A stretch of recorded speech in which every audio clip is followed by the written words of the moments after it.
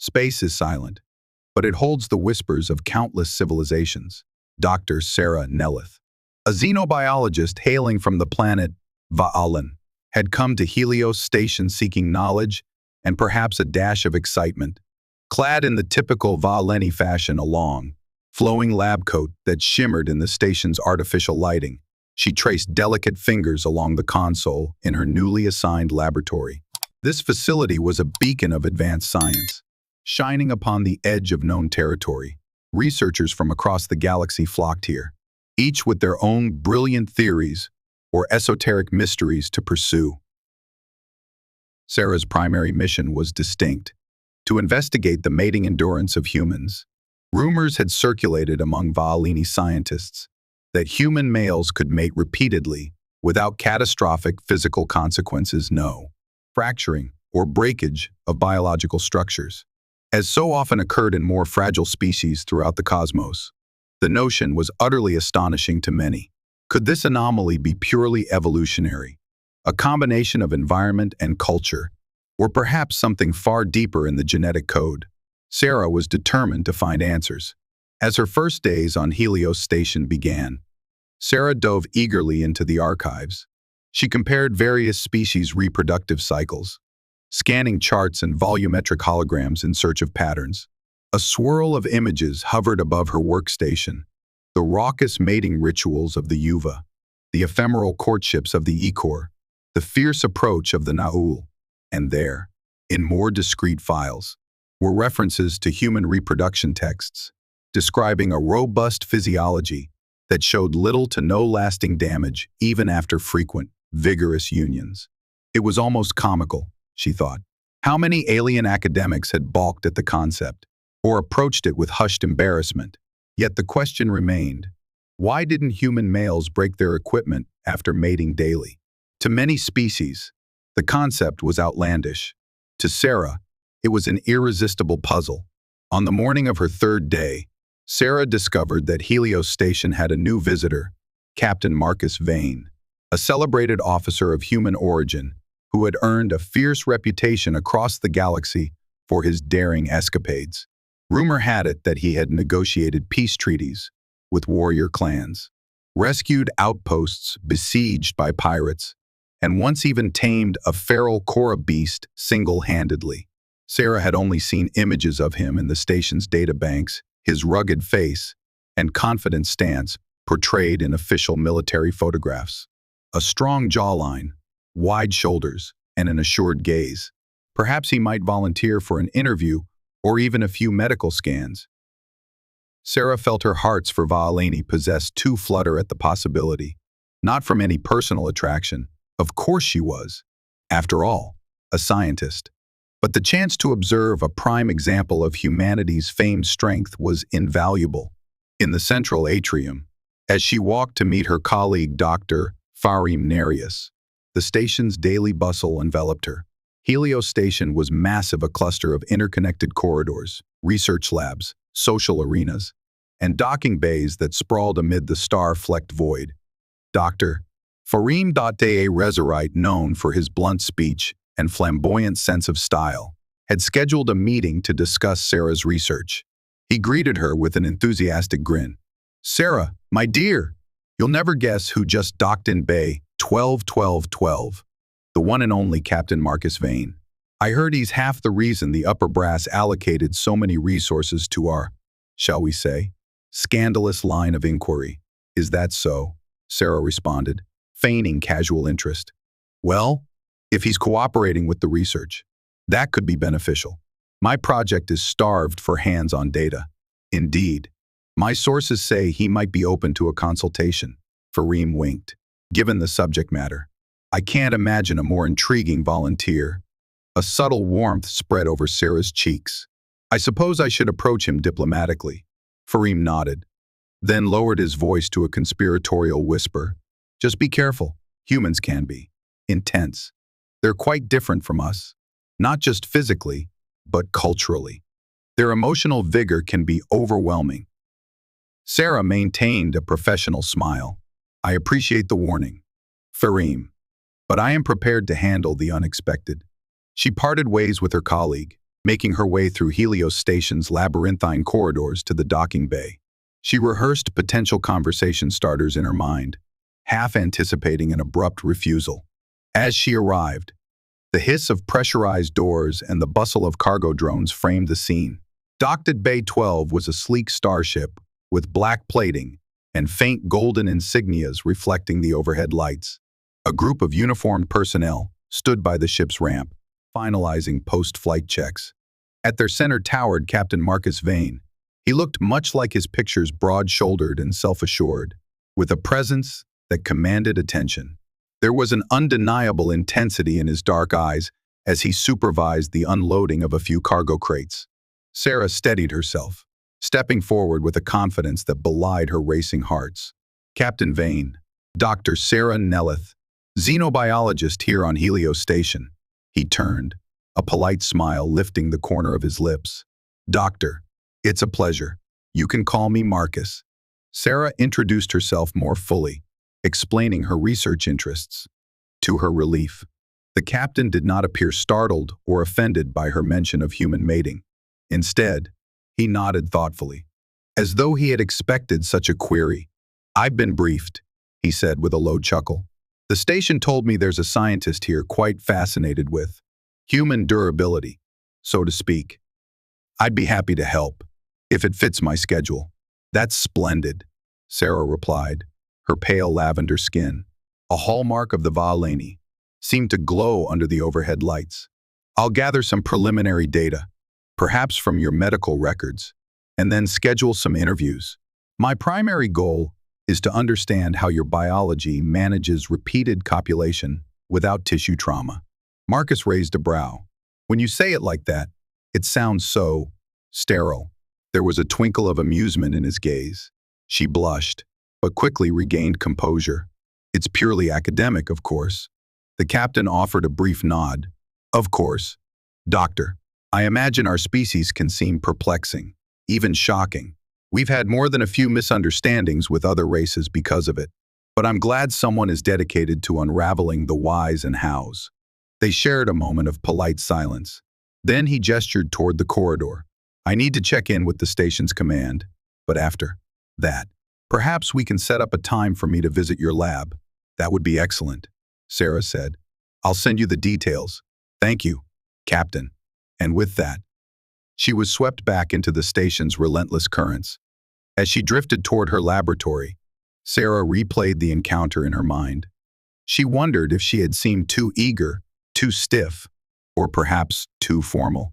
Humans were known for their emotional openness, something that the reserved Valeni seldom embraced. Yet as she walked, a faint excitement coursed through her, she sensed, in the swirl of events that made up Helios Station's daily life, that something extraordinary was about to unfold. The question of human mating resilience was but the first thread in a tapestry of intrigue, and Sera felt an unaccustomed thrill that soon it would all be woven together: science, fate, and perhaps something else entirely.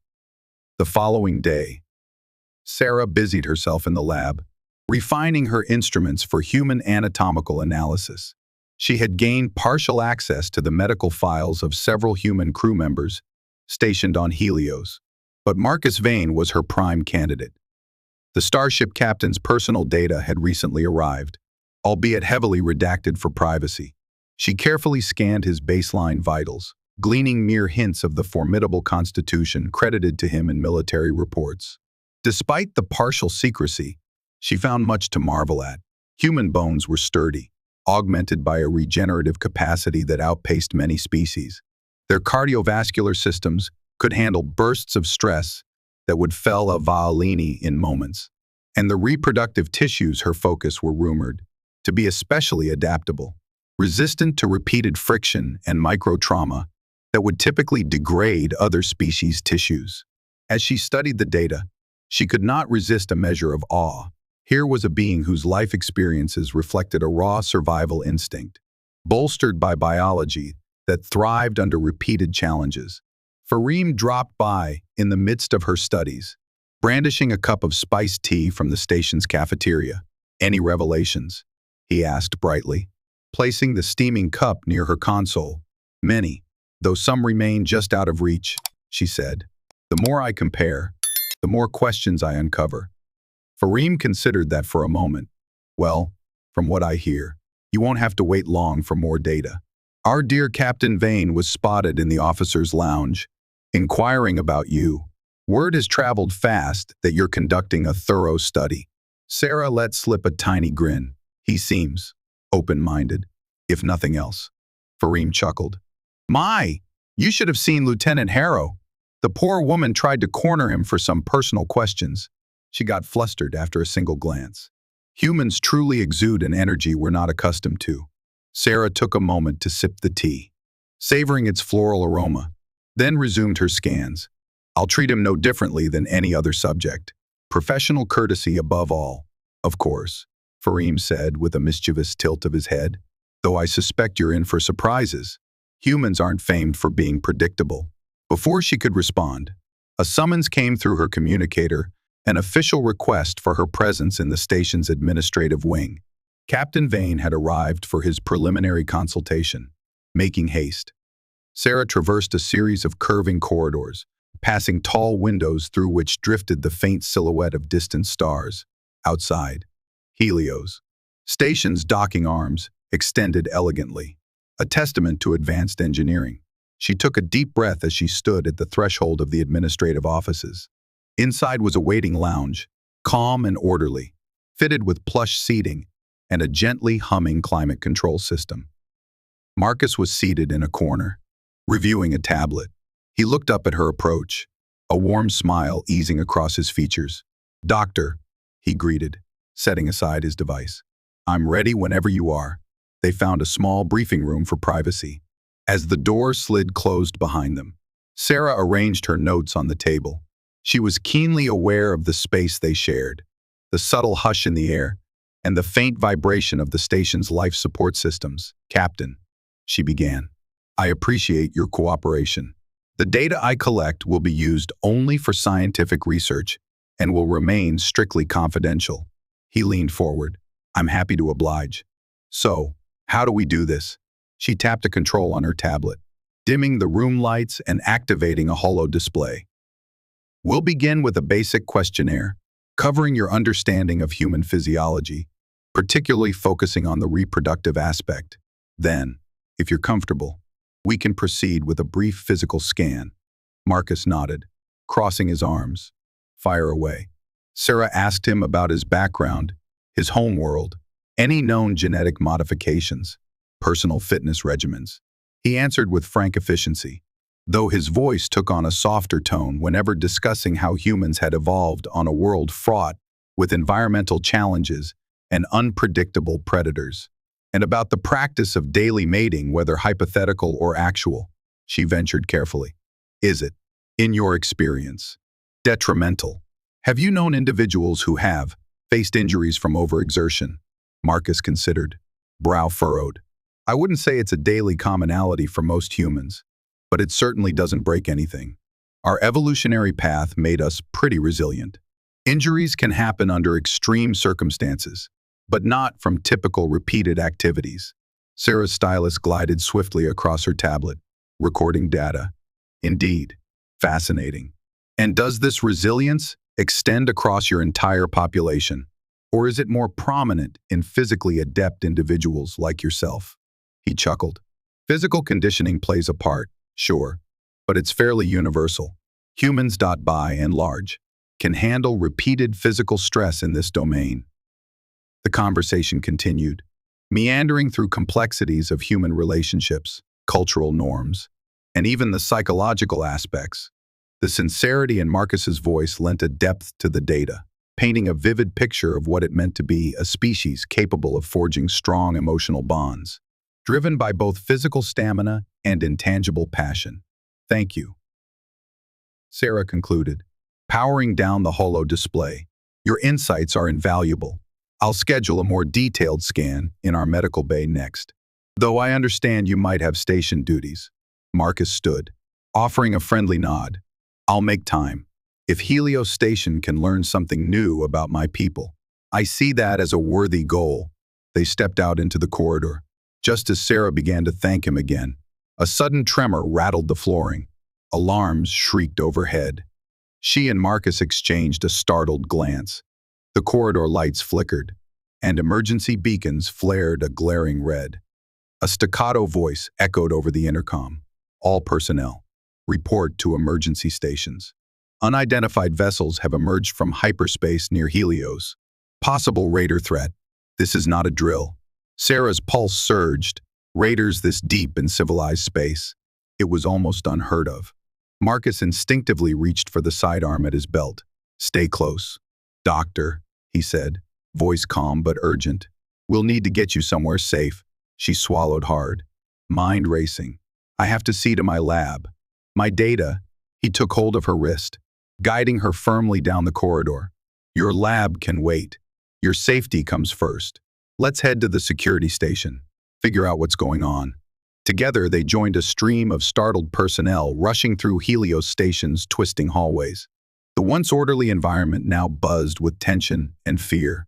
Automated alerts illuminated direction signs, funneling everyone toward safer, reinforced sections of the station. The occasional thunder of distant impacts hinted at partial collisions or weapons fire. Chaos threatened to unravel the station's daily order. Arriving at a security checkpoint, they flashed identification. Marcus was immediately recognized as an ally. Sera, though not a soldier, carried her research credentials. A young security officer ushered them into a control room lined with flickering screens. Commander Girath, a broad-shouldered Kinexi, stood at the central console barking orders. Her large dark eyes flicked between readouts. Captain Vane, we're under attack by unidentified ships. They're jamming our transmissions, so we can't send out a distress call. Station defenses are partially compromised. I need your help. Marcus stepped forward. What do we know? Scouts indicate a small fleet of raider vessels. We suspect they're after our advanced research data, or perhaps the artifacts stored in Helios's secure vaults. We can't let them board. Sera shrank back slightly, heart pounding.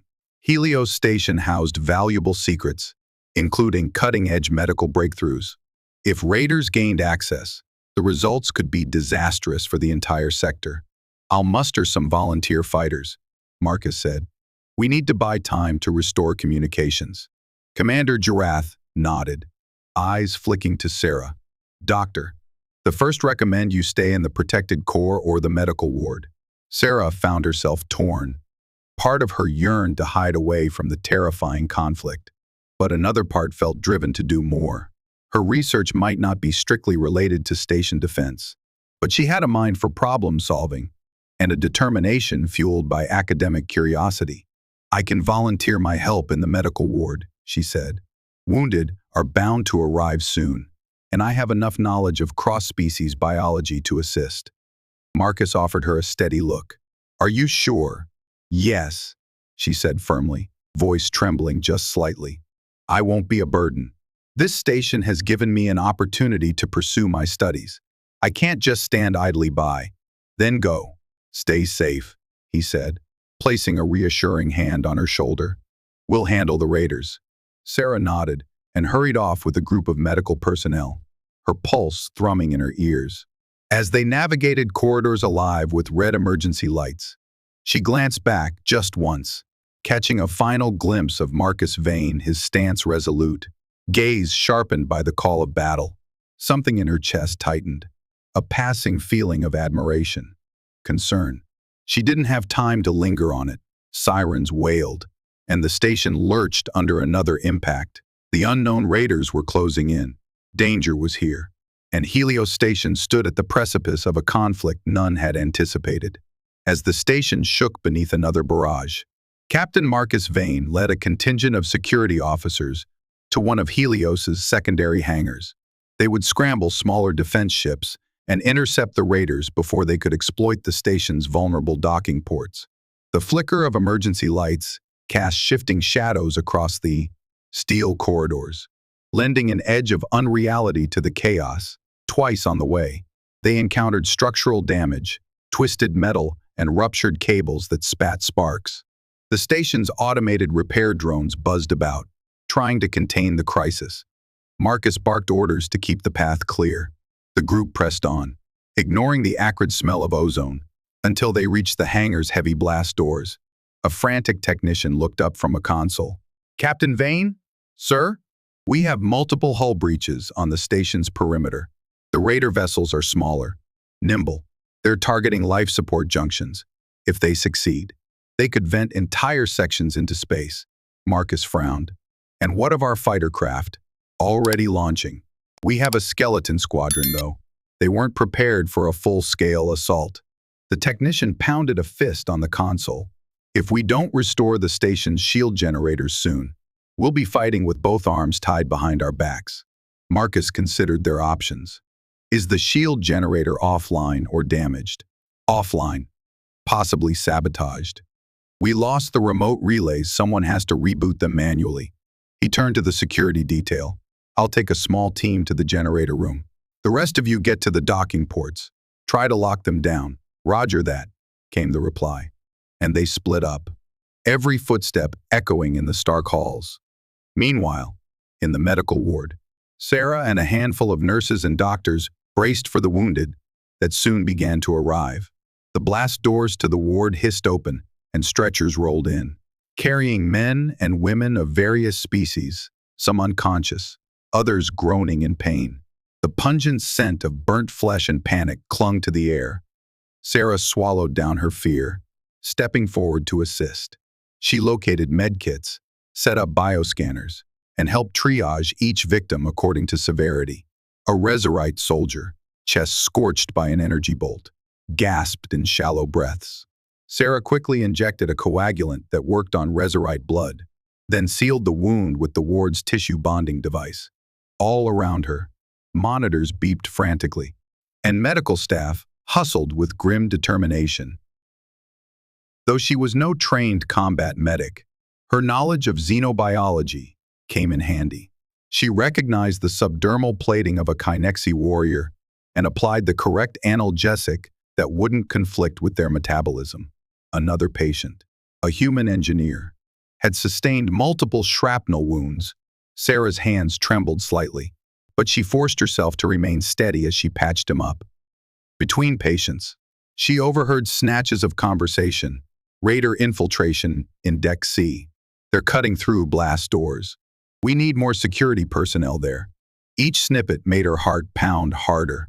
It was one thing to know danger lurked outside, and another to feel it creep deeper into the station's corridors. Fareem arrived in the ward, breathless. His bright ensemble was scuffed and torn. "Sera, are you all right?" She nodded, pressing a compress to a soldier's bleeding thigh. "I'm fine. Just trying to help." He winced at the chaos swirling around them. "We're coordinating emergency protocols. Some of the station's scientists are barricaded in the research wing. The raiders apparently want data, maybe even those advanced. Projects in the secure vault. Our security forces are stretched thin. Marcus Vane is leading a push to restore the shields." Hearing Marcus's name sent a pang of worry through her. She forced her attention back to the injured soldier. I see. Any word on how that's going?" Fareem shook his head, his expression somber. "Not yet. Communications are spotty. But if anyone can do it, it's him." Time blurred as Sera worked tirelessly, moving from one wounded figure to the next. She administered sedation for species that had no natural pain tolerance, recalibrated scanners to accommodate different physiology, and soothed whimpering bystanders. Under the harsh glare of overhead lamps, she became acutely aware that each life she touched was a delicate tapestry of organic intricacy. Something she had long studied in a purely academic context. Now she grappled with the raw vulnerability of life under siege. But her thoughts strayed, as if tugged by a distant tether, to the brave captain. There was something reassuring about the memory of his calm, resolute presence, a contrast to the swirling panic around her. The notion was irrational. He was a stranger, after all. But perhaps that sense of trust emanated from the fact that he was human. Humans were known for their unwavering perseverance in dire circumstances. In the station's generator room, Marcus and his small team discovered a scene of sabotage. Panels were pried open, wires severed, Sparks spat from overloaded circuits. Two unconscious technicians lay on the floor, and a pair of raider intruders in sleek, dark armor scrambled to complete their vandalism. Upon the team's arrival, the raiders spun around, weapons raised. "Freeze!" Marcus barked, firing a warning shot. But the raiders answered with sizzling plasma blasts. The narrow corridor erupted in a hail of exchanging beams. Marcus dodged behind a bulkhead. He signaled his team to flank from either side. The station's interior was not built for pitched gunfights, but the security officers, though undertrained for such close-quarters battle, moved with discipline. One raider was pinned down by the crossfire, while the other dove behind a console. Marcus seized the moment, rolling across the floor and landing a precise shot that disarmed the first raider. The second, cornered, attempted a desperate attack, but a security officer stunned them with a well-placed ion burst. With the intruders subdued, Marcus exhaled a tense breath. He knelt beside the unconscious technicians, checking pulses. "They're alive," he said, relief in his tone. Then he surveyed the damage to the generator's control mechanisms. "Can we bring the shields online?" A security officer named Dana inspected the fried consoles. "It's going to take some time to repair this sabotage, but we might manage a manual override." Marcus nodded. "Do whatever it takes, quickly. The station can't hold out forever without shields." Time was not on their side.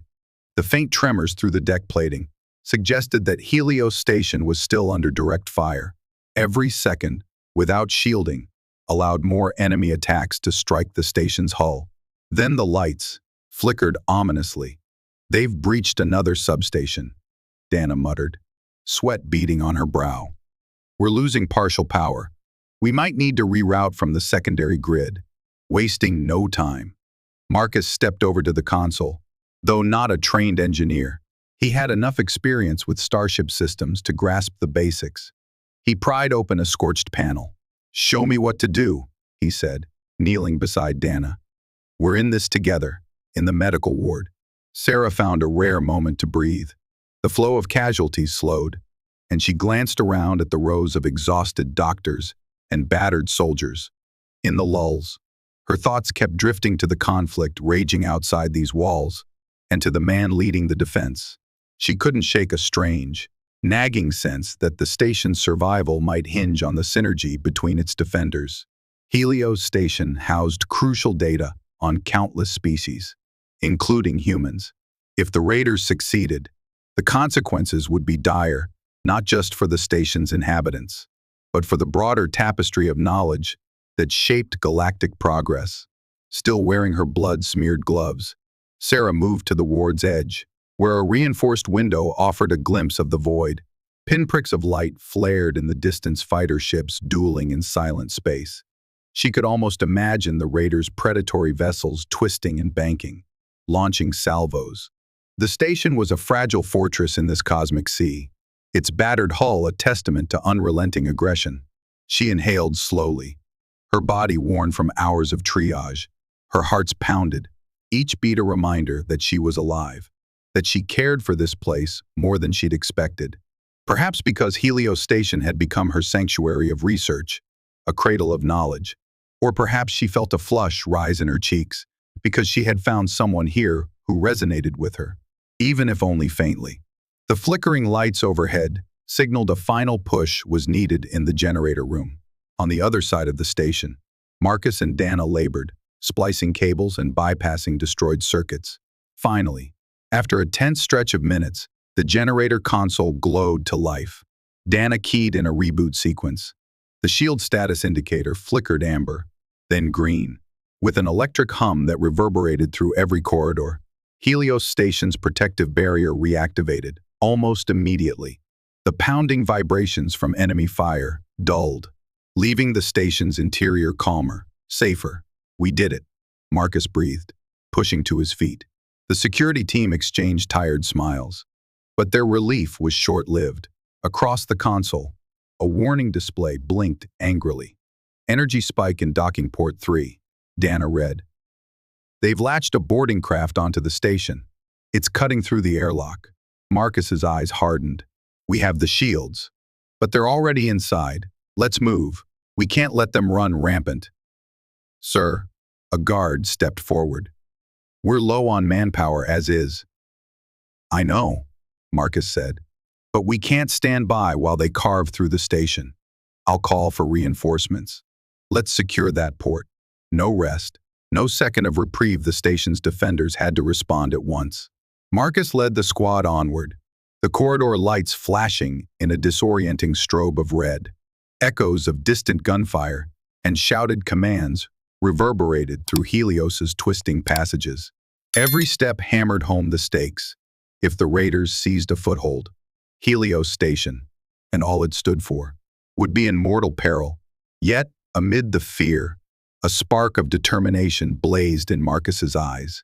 Humans were famous for their ferocity in the face of danger, be it in battle, exploration, or survival. He would not let this station fall. No matter the odds, he would fight until every ally here was safe, until knowledge itself remained sheltered from those who would use it for destruction. And far away in the medical ward, Dr. Sera Nelyth felt that resolve echo in her own hearts. Helios Station was not merely a random posting. It had become a crucible where she confronted her fears and discovered the courage that lay hidden behind her scholarly facade. If they survived this nightmare, her research might unearth unprecedented insights into human biology. But more than that, this harrowing experience was forging a connection between species, between hearts, between fates entwined in the cosmic dance of existence. The docking port was a scene of desperate confrontation. Raiders in sleek, dark armor spilled into the station's corridors, weapons blazing with malevolent fervor. Station security forces, though smaller in number, fought back fiercely, utilizing every barricade and intersection to their advantage. Plasma bolts scorched the walls, leaving blackened craters in the metal plating. Marcus Vane and his hastily assembled squad joined the fray, their arrival bolstering the beleaguered defenders.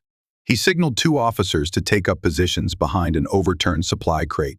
Another pair sprinted across an exposed stretch of corridor to reinforce a barricade near the airlock.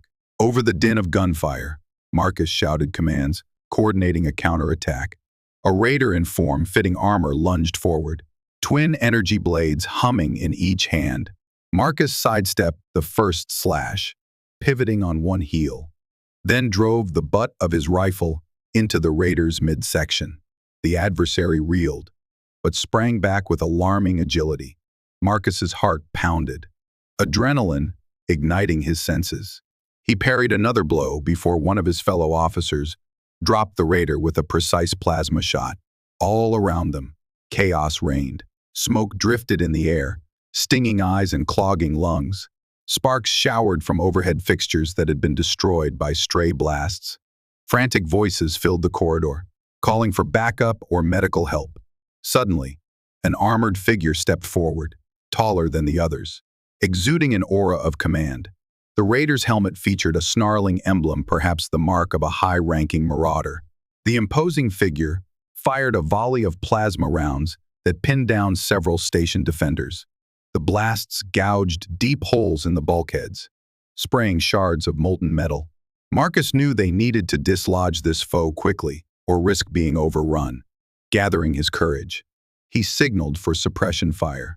His squad peppered the corridor with plasma bolts, forcing the towering raider to duck behind a damaged console.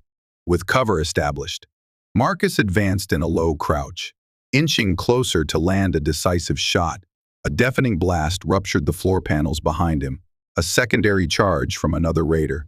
Marcus winced as heat scorched the back of his uniform. He whirled around, returning fire. That instant of distraction allowed the commanding raider to charge forward. A powerful energy blade came sweeping in a deadly arc toward Marcus's midsection. A single second stretched into an eternity. Marcus braced himself, mind racing.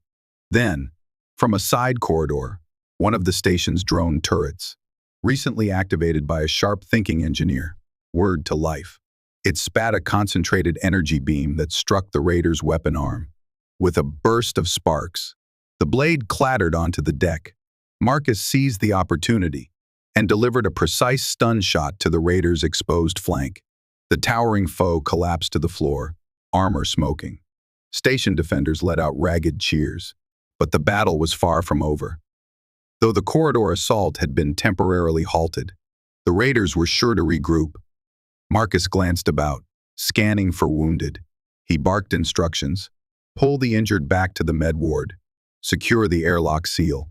A panting security officer gave a thumbs up, and with methodical urgency, the team began the slow process of clearing out the corridor. The station's automated systems worked to purge smoke and seal off hull breaches. Flickering emergency lights illuminated the battered, smoldering scene. They had won this skirmish, but only just. Despite the partial success, ominous reports crackled over the comm channels. Raider squads had penetrated other sectors. Research labs, cargo bays, and even the central atrium were under threat. This wasn't a hit and run. The enemy wanted something inside Helios Station, and they were determined to seize it by force. With that stark truth burning in his mind, Marcus rallied his squad. More hard-fought battles awaited them.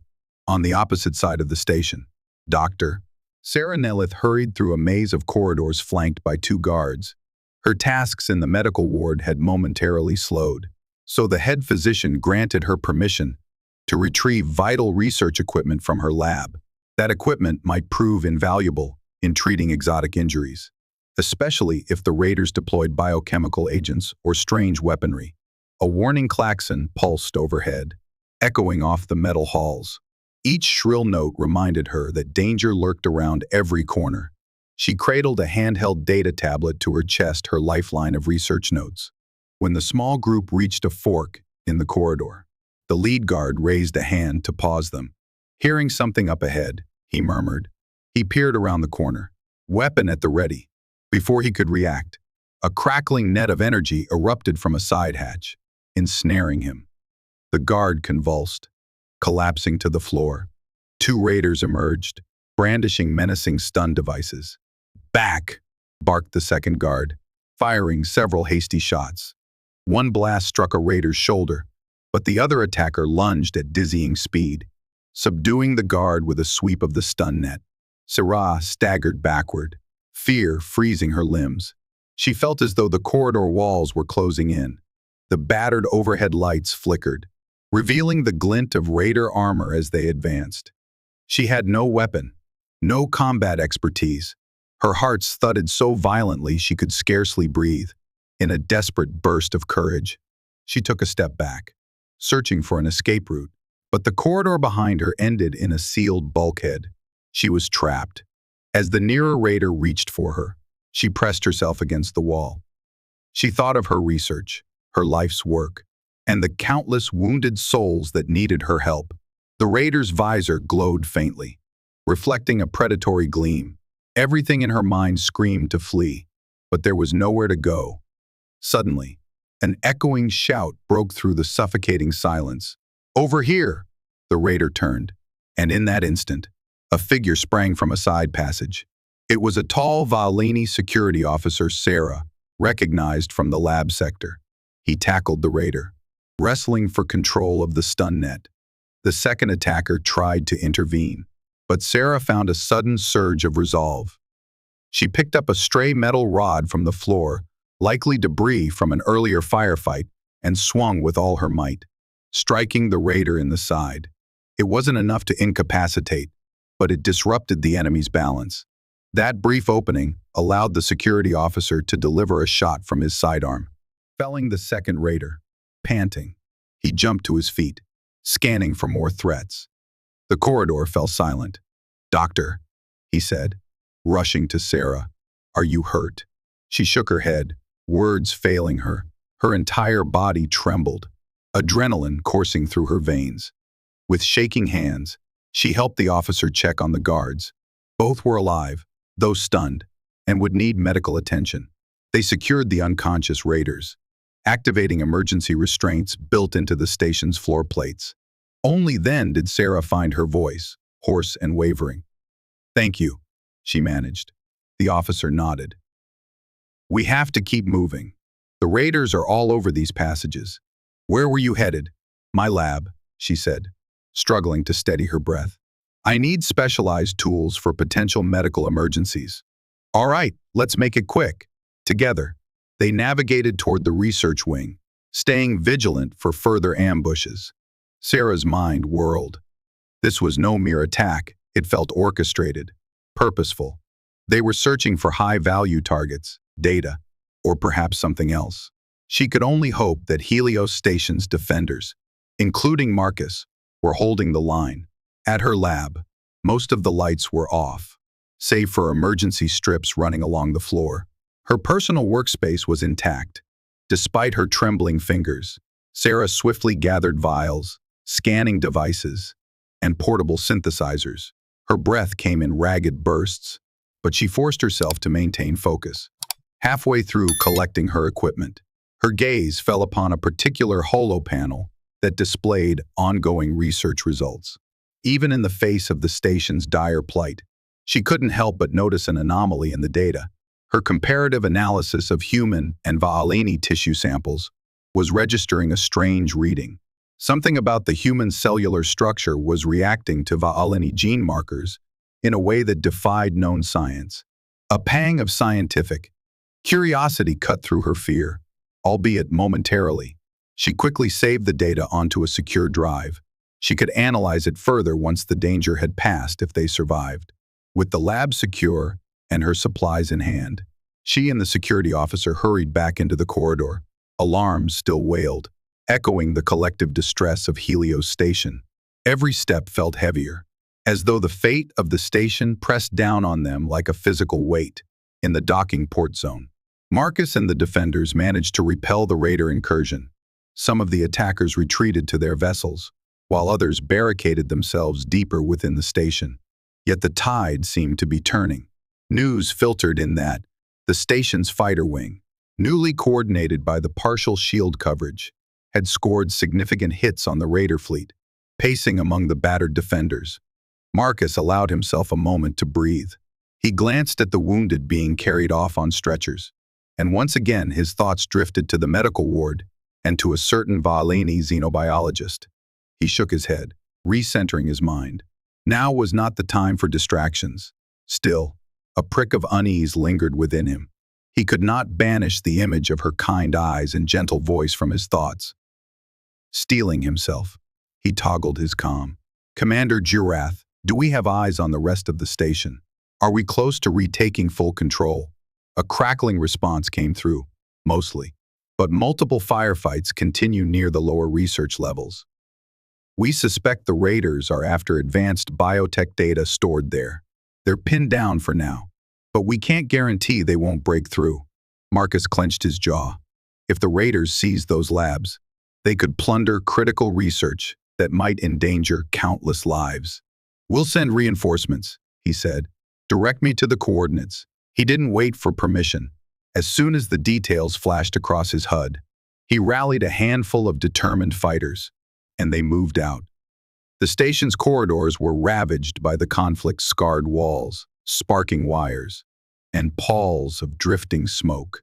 Yet for all the destruction, Helios still stood, a testament to the collective will of its diverse inhabitants. Each step brought Marcus deeper into the station's twisting heart. With every passing moment, he felt the battle's pulse more keenly, the ebb and flow of the invaders' advantage, the furious determination of the defenders. Somewhere in that chaos was Sera, doing her part to save lives, just as he fought to protect them. Neither of them knew how intertwined their destinies would soon become, forged in the crucible of battle, sealed by revelations that would challenge everything they believed about life, biology, and the power of unity in the face of cosmic threat.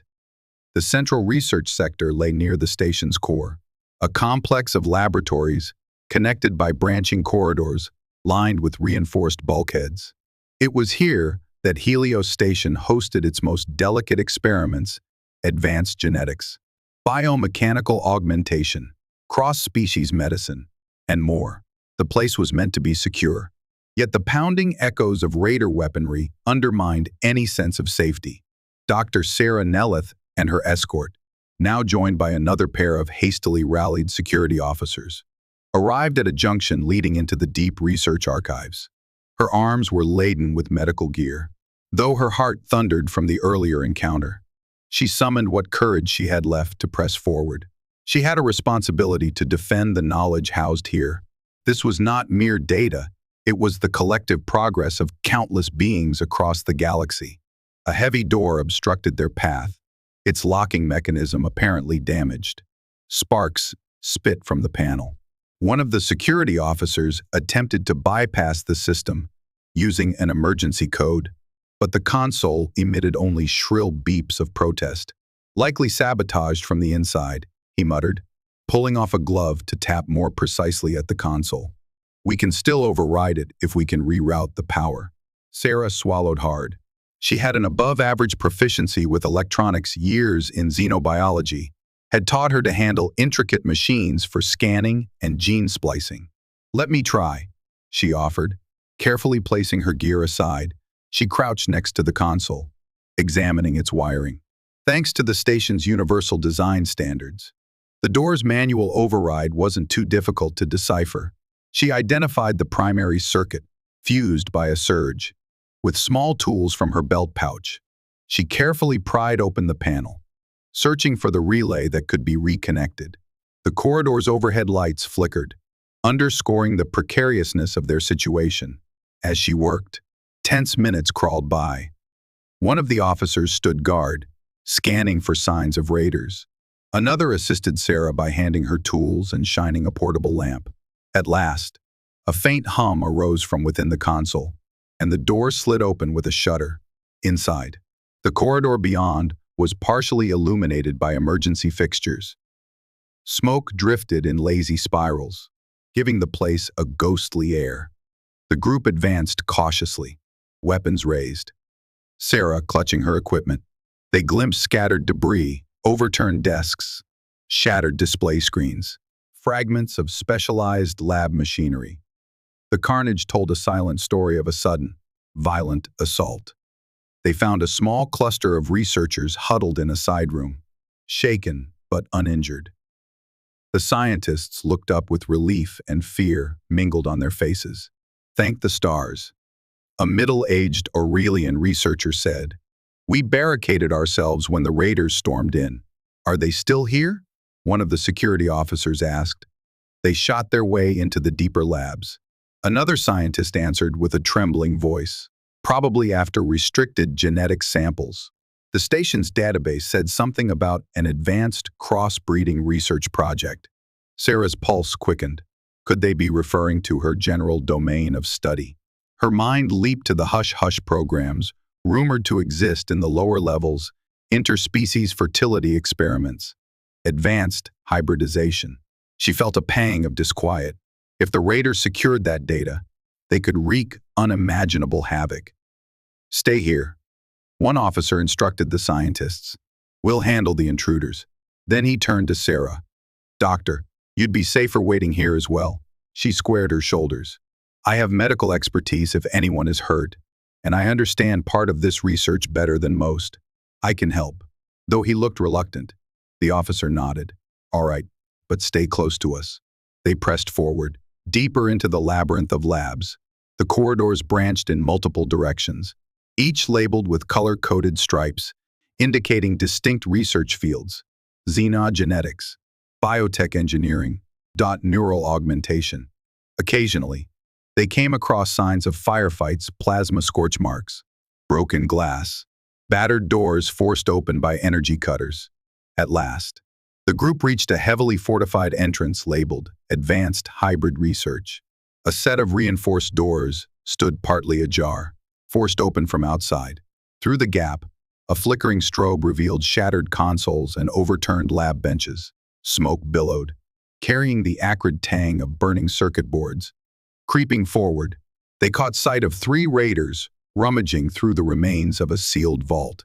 The intruders had connected some sort of hacking device to the vault's data port, siphoning its contents. When the security officers aimed their weapons, one of the raiders sensed movement. A savage firefight erupted in the enclosed space. plasma bolts ricocheting off walls and counters. Sera dove behind a toppled lab table, heart hammering. Her companions returned fire with disciplined bursts. One raider collapsed, stunned by a well-placed shot, while the other two dropped low, taking cover behind a shattered console. Grim determination etched across the security officers' faces. But the raiders were skilled, responding with lethal blasts that pinned the defenders. Sera realized the hacking device was still active, quietly draining data from the vault's servers. She clutched her tablet, scanning for an interface link. Perhaps she could disrupt the infiltration. Crawling along the floor, she inched toward a secondary console near the side wall. Gunfire hissed overhead. Her breathing came in tight gasps. Each inch felt like a lifetime. Reaching the console, she quickly searched for the emergency data lockdown protocol. Her fingers flew across the keys, sweat beading on her brow. If she could activate the failsafe, the vault would wipe its crucial data rather than let it fall into enemy hands. She found the correct sequence, heart leaping with hope.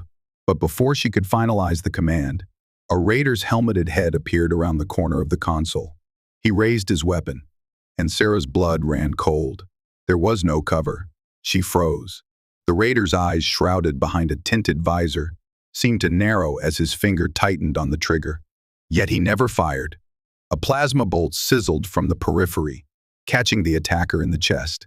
The raider slumped, weapon clattering. Sera didn't even have time to see who fired the shot before she returned her attention to the console. She pressed the final key.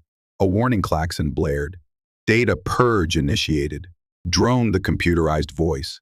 All unsecured files are being destroyed to prevent unauthorized retrieval. One of the remaining raiders realized what was happening. With a furious cry, he abandoned his hiding spot and dashed towards Sera, weapon raised. But the security officers unleashed a barrage of suppressive fire. The raider skidded to a halt, seeking cover again. Precious seconds ticked by, and Sera watched as the hacking device's progress bar halted, replaced by an error screen. The sensitive data was out of their reach. Suddenly, footsteps pounded behind them. Reinforcements poured in, led by none other than Captain Marcus Vane, flanked by a squad of station security. Marcus's gaze swept the chaotic scene, zeroing in on the raiders. "Move in," he shouted, and his team engaged the intruders with tactical precision. The tension broke like a thunderclap, overwhelmed. The last two raiders had no choice but to surrender or face certain defeat. They dropped their weapons, raising their hands in reluctant capitulation. The hacking device sparked and fizzled, rendered useless. Marcus scanned the room for survivors or wounded. His eyes lit upon Sera crouched near the console. Relief touched his features. "Doctor, are you all right?" She nodded, rising on shaky legs. I'm fine." He stepped toward her, gaze reflecting concern. "You sure? You're shaking." Indeed. Her limbs were trembling with residual terror and adrenaline. Yet relief coursed through her veins, loosening the tight knot in her chest. She managed a faint smile. "We managed to purge the data. They didn't get what they came for." A proud grin tugged at his lips. "You were brave. Sera, thank you." He turned to examine the ravaged lab and sighed. "But the damage here, we'll have to see what's salvageable." In the aftermath, security forces secured the captured raiders, while the rest tended to wounded or conducted sweeps for any remaining hostiles. Sera moved among them, offering medical aid where she could, though her hands still trembled. The presence of Marcus, calm and resolute, felt like a shelter in the storm. Eventually, Commander Girath arrived, confirming that the station's defenses had rallied, forcing most raider ships to retreat. A final handful of intruders remained, scattered and cut off from reinforcements. The station was battered, but not broken. Marcus turned to Sera, speaking softly so as not to disturb the nearby bustle. "We've got a lot to clean up, and I imagine your research is in disarray." She exhaled, glancing around the trashed lab. "Yes, but it could have been worse. The real heartbreak would have been losing everything in that vault." He nodded.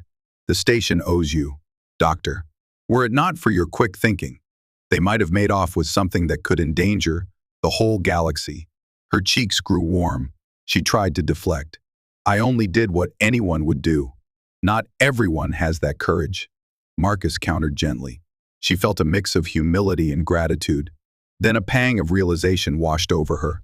The data purge had saved vital secrets, but it also meant that huge swaths of valuable research were irretrievably destroyed.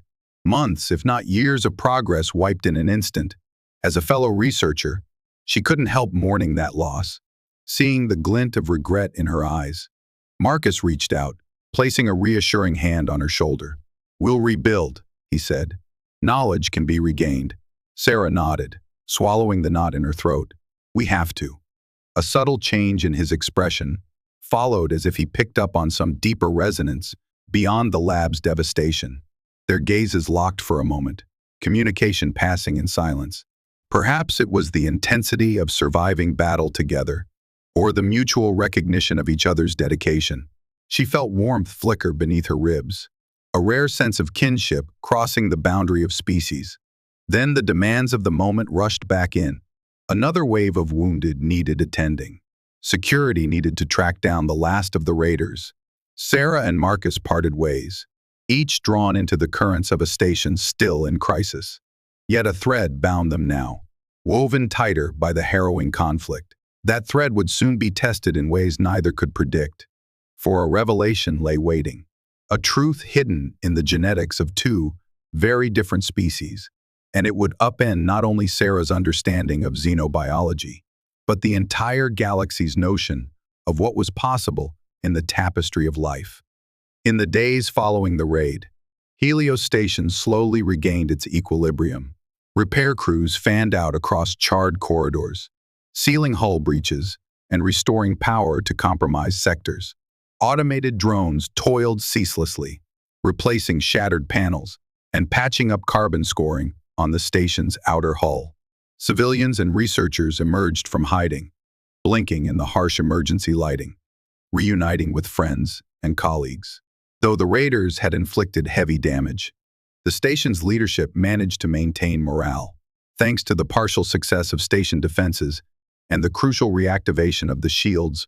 Most of the enemy fleet had been driven away. The station's fighter craft and outside reinforcements, once communications were restored, had chased the surviving raider ships into the infinite darkness beyond Helios's perimeter. For Dr. Sera Nelyth, life became a cycle of triage, assisting in the recovery of the wounded, then laboring to salvage what remained of the scientific research. Her lab had suffered relatively minor damage, by fortunate chance.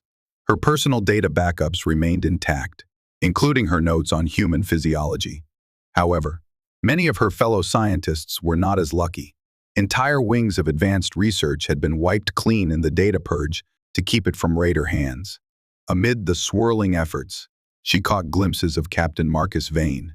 He was everywhere coordinating patrols, supervising security teams as they mopped up pockets of hidden raider saboteurs, and liaising with the station's leadership to devise improved defense protocols.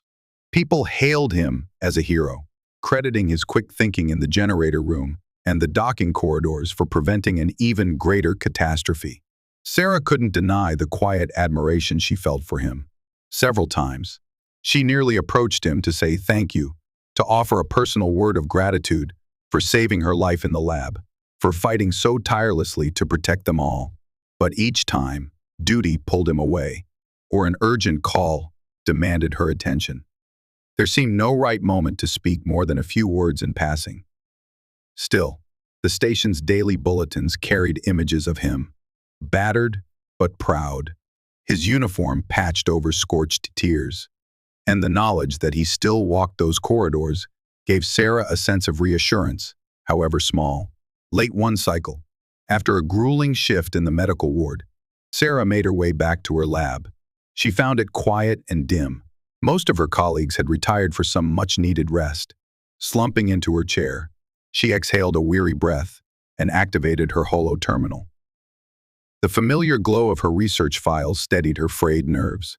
She pulled up the comparative data from her earlier analyses, the scans of human tissue alongside Violini samples. She recalled seeing something peculiar right before the raid. Now, in the silence of the half-lit lab, she could finally investigate it further. At first, it seemed like a minor anomaly in the protein binding sequences. But the deeper she delved, the more startling the findings became. Certain sequences showed compatibility well beyond the norm for interspecies comparison, while many species shared overlapping biochemical processes. The data here hinted at something unprecedented, the capacity for direct integration, as though a human Va'aleni hybrid was not only feasible, but potentially stable. Sera frowned, cycling through the readouts. This shouldn't be possible, she whispered to the empty room. Typically, cross-species reproduction among advanced sentients was extremely rare without intricate gene tailoring. Even with the most sophisticated biotech, true hybrids were often riddled with complications. Yet this data suggested a natural, if slight, predisposition for synergy between humans and Va'aleni. Her hearts thrummed. Could this be part of why so many were curious about human durability in reproduction? Had nature gifted humanity with a unique adaptability that extended beyond physical stamina to the very blueprint of life itself? Her excitement warred with skepticism. Science demanded confirmation. She set the system to run further analyses, pulling data from the station's medical archives for additional reference points. As the terminal processed volumes of genetic information, she leaned back, eyes drifting shut. She would wait, gather every detail before jumping to conclusions. Despite the lingering adrenaline in her veins, exhaustion pressed down. The hum of the station lulled her into an uneasy sleep right there at her desk. A gentle voice stirred her from her doze. "Doctor." Sera blinked, sitting upright. Soft overhead lighting greeted her, indicating a shift in the station's diurnal cycle. Standing just inside the lab door was Captain Marcus Vane, a hesitant smile on his features. "Captain," she said, flushing as she realized she must look disheveled. The imprint of her stylus still pressed on one cheek. Sorry. I must have dozed off." "No apology needed," he replied, stepping into the room. "Given all that's happened, it's a wonder any of us can sleep at all." Sera straightened, self-conscious. "What brings you here? Is everything all right?" He glanced around the lab. "I wanted to check on you, see how your research fared. You were in the thick of it. And also, I never got the chance to thank you properly for purging that data. If it had fallen into Raider hands, we'd be facing a crisis of immeasurable scale." She offered a modest smile. "I did what was necessary." He paused, as though considering his next words carefully. "You risked your life. Raiders nearly took you. If you hadn't acted so quickly." He let the sentence trail off, his gratitude evident in the warmth of his gaze. Sera's cheeks grew warm again, and she busied herself by turning to check the console. "I'm just grateful we're all still here. You've done so much for the station, for all of us. It's I who should be thanking you." Marcus dipped his head, a ripple of humility passing over his features. "We all played our part. But if you ever need anything, all you have to do is ask." Before she could respond, an alert chirped from her terminal. The analyses she'd initiated had completed. Curious, she tapped a control, and the hollow display sprang to life.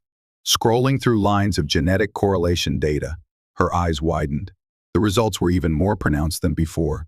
Marcus noticed her sudden stillness, something up. She nodded, pulse quickening. "Yes. Do you recall that my research focuses on human mating resilience? There's a tangent to that. I have these comparative genetic samples from humans and Va'aleni, and this new analysis suggests an unusually high level of compatibility." "Compatibility," he echoed, stepping closer to the display.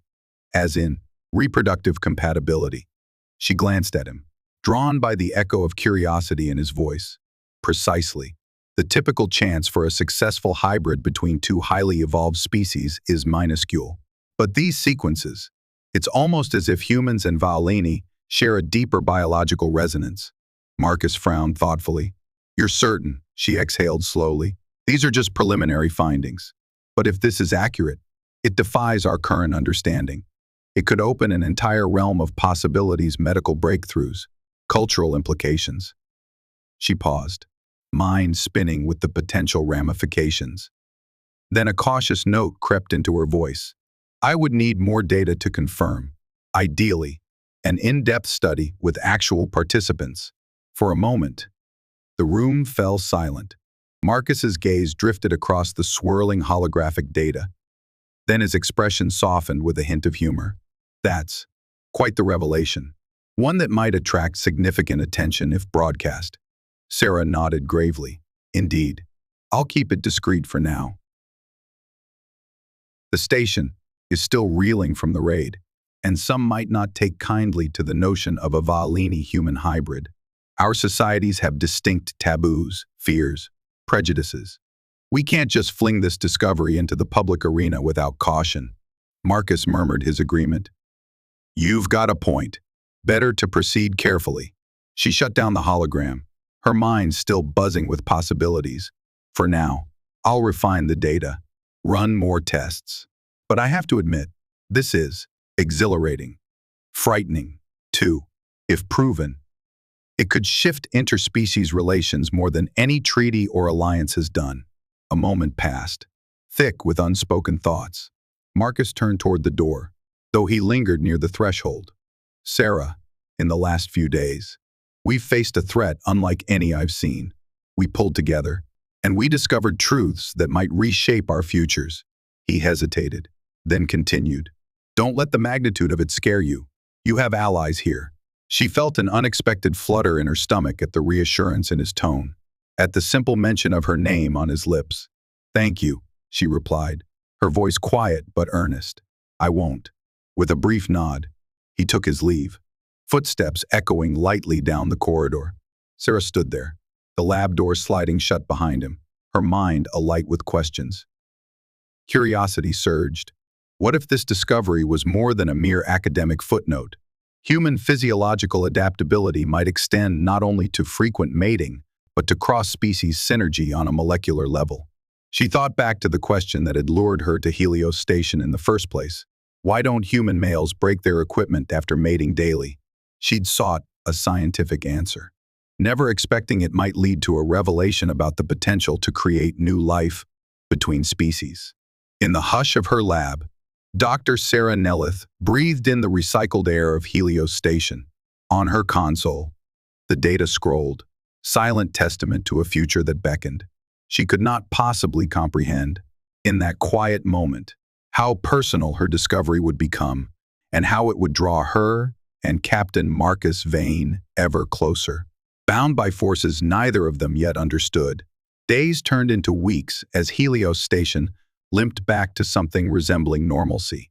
The once scarred corridors were patched and repainted, the light fixtures replaced, the scorched docking bays restored to operational status. Commerce resumed, with traders bringing shipments of goods, scientists resuming their experiments, and station officials reinforcing security measures to ward off any future raid. During this period, Sera poured her energies into refining her genetic analyses.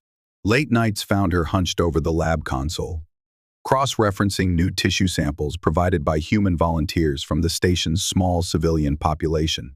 Each new data point strengthened the hypothesis. Humanity possessed an unusual adaptability that dovetailed with Valini biology. The notion gleamed like a forbidden gem in her mind, equal parts alluring and daunting. Her findings were far too preliminary to publish widely, especially in the current climate of heightened alert. And so she continued her research in confidence, trusting only a handful of close colleagues. Fareem assisted her discreetly, though his eyes sparkled with mischief every time they discussed the implications of such a discovery. Meanwhile, Sera's respect for Captain Marcus Vane deepened. She saw firsthand how tirelessly he worked to bolster the station's security.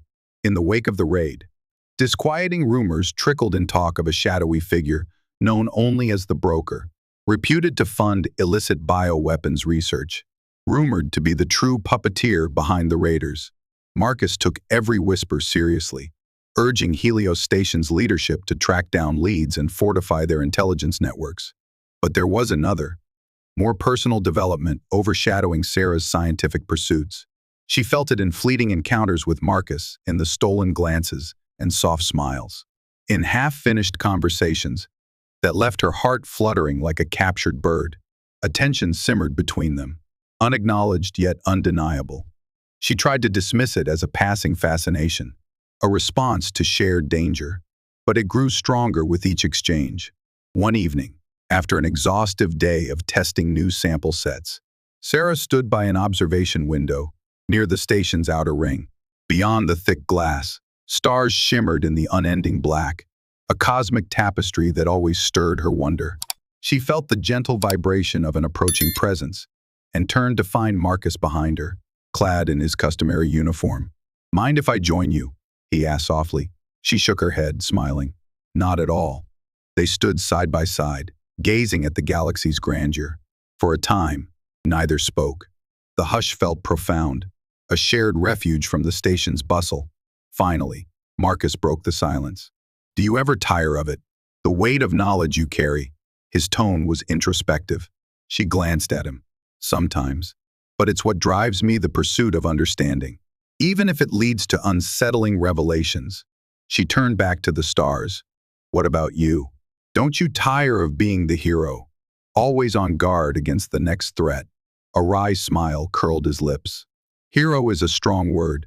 I'm just a soldier who's seen too many battles. But, yes, sometimes. I wish I could let my guard down." Sera's gaze wandered over his strong features. Noticing faint lines of strain, she remembered the countless battles he must have fought, the risks he shouldered. Without premeditation, she reached out, resting a hand lightly on his arm. "You can," she said. "Here, if you want to. I'm not your enemy." A flicker of emotion passed across his face. Tentatively, he covered her hand with his. Warmth pulsed between them, a subtle acknowledgement of the closeness they'd forged. At length, he pulled away, but gently, and offered a small, earnest nod of thanks. He paused, as if weighing his next words. "Sera, I've been thinking about your research. The station is recovering, and the authorities are curious about new developments in xenobiology, especially anything that might help in defending against future raids. Maybe it's time to present some of your findings, at least in a controlled environment. If the right people take notice, we could secure more resources and protection for Helios Station." Her heart thudded. The prospect of revealing even a sliver of her results on human Valini compatibility felt both exhilarating and terrifying. "I've considered it. But the data is sensitive, and it's not just me, my entire species might face repercussions if word spreads about a potential cross-species hybrid possibility." Marcus exhaled, glancing out at the stars. "I won't push you. Just know you have my support, whatever you decide." A few days later, fate nudged Sera toward a decision. She received an official summons to the station's administrative wing, where Commander Girath and a visiting coalition representative awaited her. The coalition, spanning multiple star systems, had taken an interest in Helios Station's advanced research. They were dispatching scientists and security specialists to ensure no repeat of the catastrophic raid. She arrived at the briefing room, finding Marcus already present, along with Girath, and a dignified Solaran official named Maroth Jin, tall, slender, with swirling tattoos marking his silvery skin. Maroth nodded respectfully when Sera entered. "Dr. Nelyth," he said, in a resonant voice, "your reputation precedes you. The Coalition is deeply curious about your insights on human reproductive resilience and any broader implications that might benefit our allied worlds." Behind him, Commander Girath and Marcus exchanged glances. This was no casual request. The Coalition was seeking new defensive measures, potential genetic enhancements, or any advantage that could hamper raider attacks. The line between beneficial science and militarization was razor thin. With a measured breath, Sera explained her research. She kept the details general, focusing on well-documented aspects of human stamina, referencing the evolutionary pressures on Earth that shaped their robust physiology. She omitted any direct mention of interspecies compatibility or her alarming data about potential hybridization.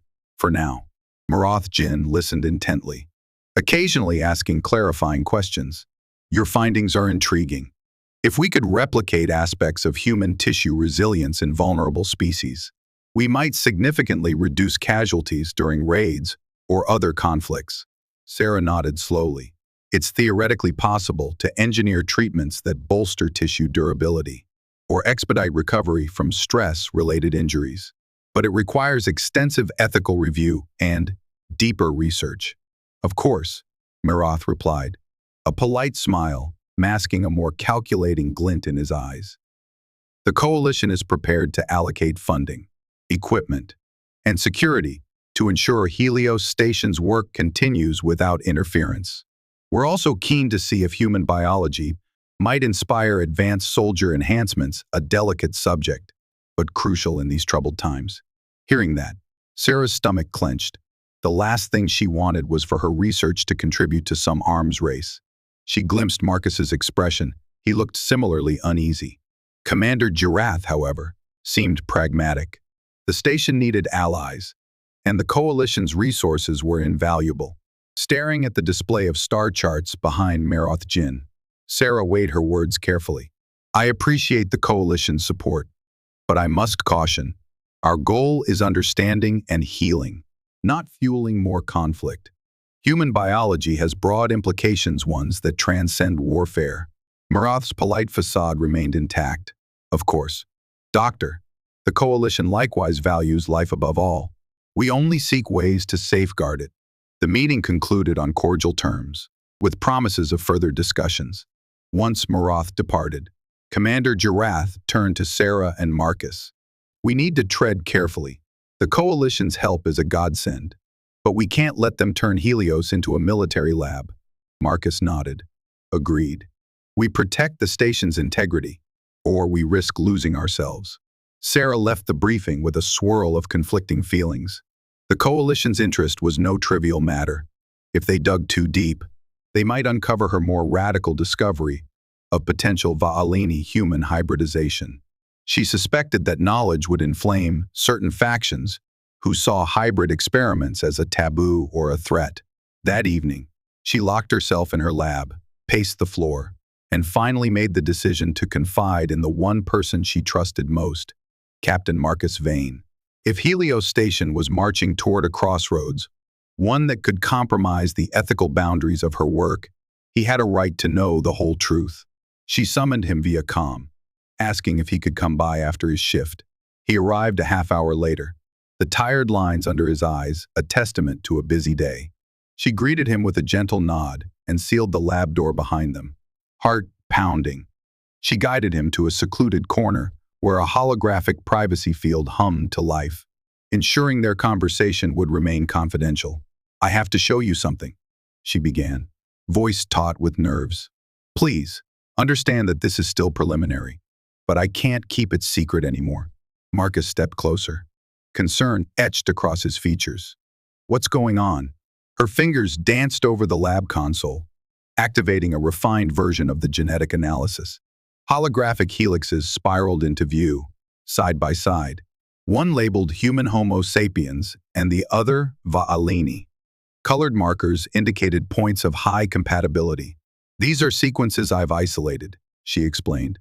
Comparisons of immunological factors, reproductive proteins, cellular regeneration pathways. They indicate a profound biological synergy, far beyond what's typical for cross-species analysis. He studied the holograms, brow furrowing. You're saying, if a human and a Va'alini were to conceive, it might actually work? She nodded. Yes, at least in principle.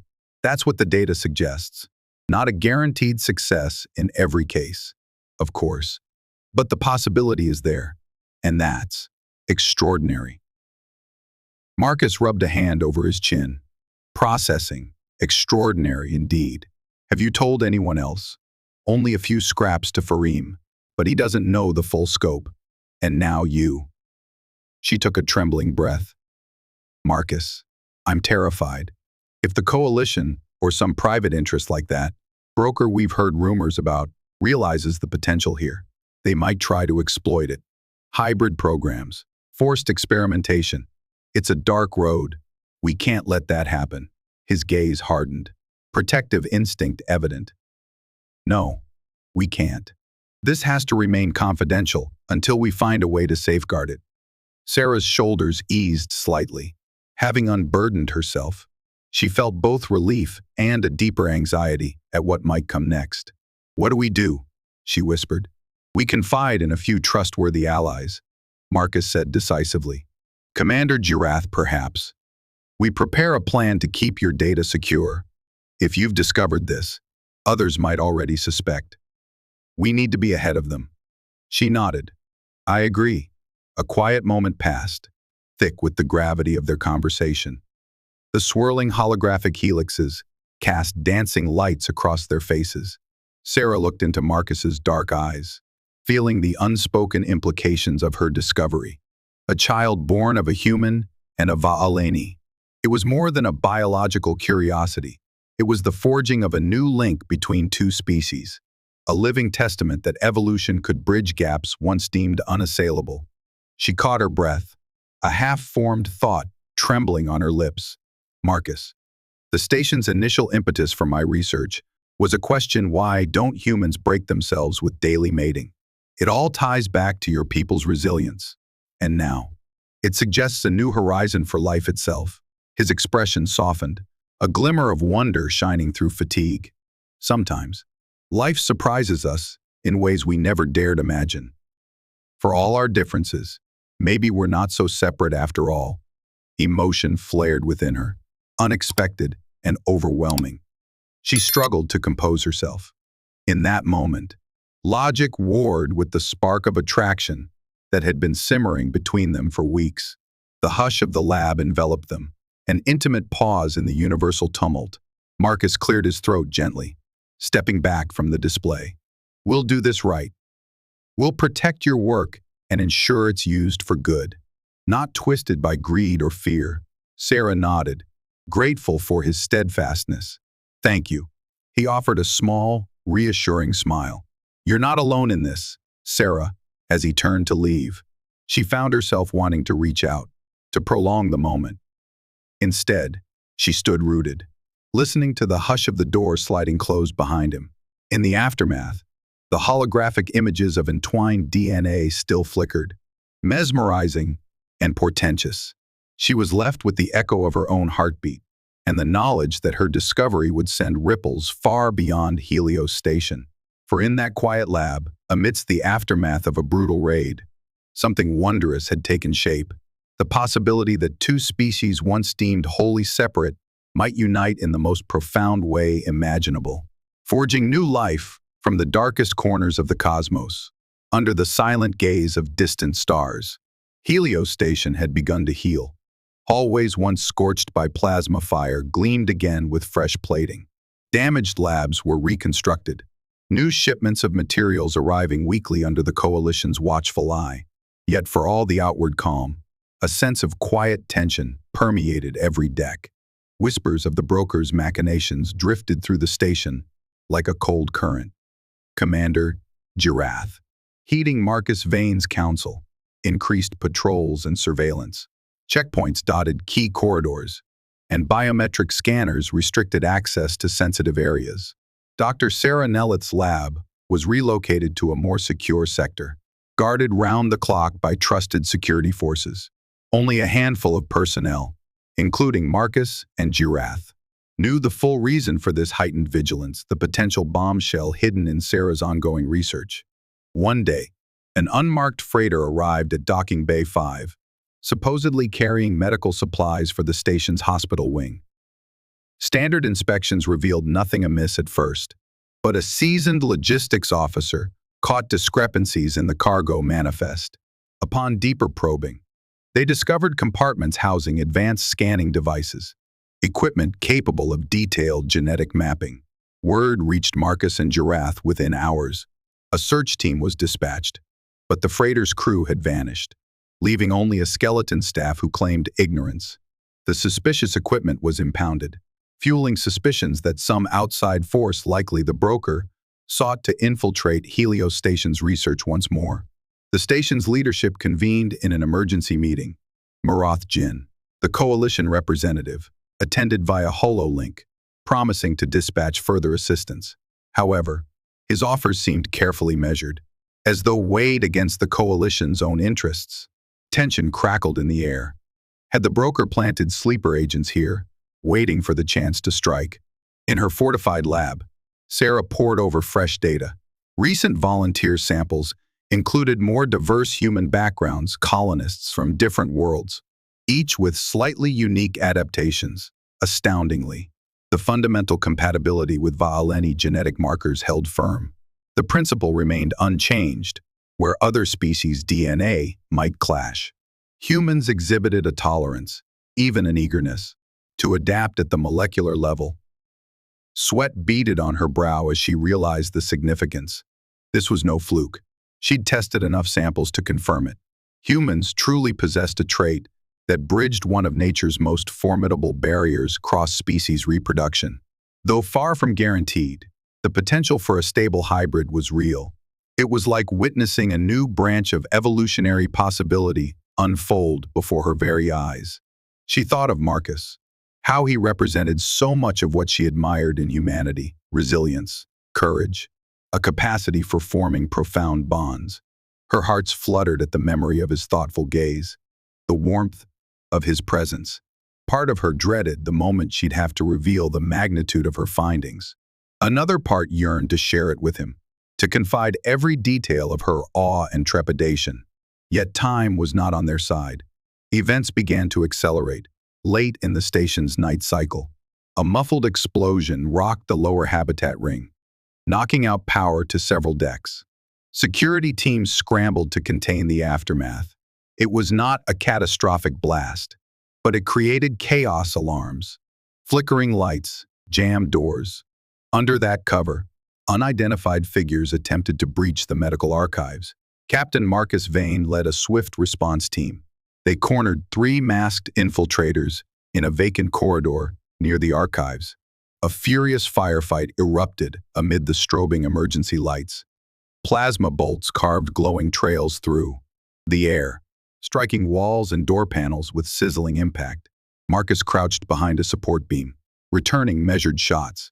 He recognized the infiltrators' gear radar armor, but with modifications. This was no ragtag band. They moved with discipline, using advanced weapons. One hurled a stun grenade, forcing Marcus's squad to duck as electrical arcs danced across the corridor. The infiltrators took advantage, retreating deeper into the station. Marcus and his team pursued, hearts pounding with adrenaline. Meanwhile, Sera huddled in her lab, the lights dimmed by the partial power outage. Her security detail stood guard at the doors, alert for intruders. Her mind churned with worry.